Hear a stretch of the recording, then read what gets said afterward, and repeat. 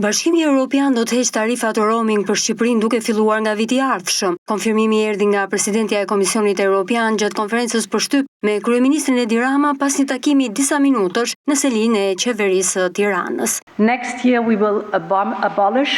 Duke filluar nga viti i ardhshëm do të hiqen të gjitha tarifat roaming mes Shqipërisë dhe vendeve të Bashkimit Evropian. Kjo është shumë e mirë për biznesin, për turizmin dhe veçanërisht për qytetarët e vendeve tona. Udhëheqësia e lartë e institucioneve europiane von der Leyen rikonfirmoi qëndrimin e Brukselit për agjendën e zgjerimit në Ballkanin Perëndimor, duke u fokusuar tashmë edhe tek fondi i investimeve i dedikuar për integrimin e rajonit. Kam kënaqësinë të njoftoj disbursimin e 1 milion eurove për Ballkanin Perëndimor. Tani duhet të nisë zbatimi. Shqipëria duhet të aksesojë këtë mundësi.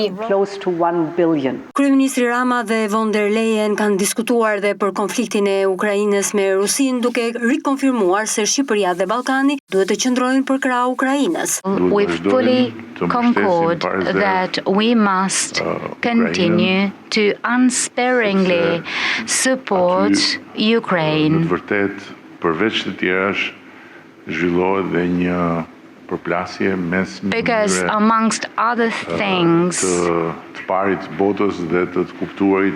there is an ongoing clash in that place between the perspectives and Presidentja e Komisionit Evropian ndodhet në Tiranë për të bashkëdrejtuar forumin e investimeve për Ballkanin Perëndimor që mbahet në Shqipëri më 13 dhe 14 tetor.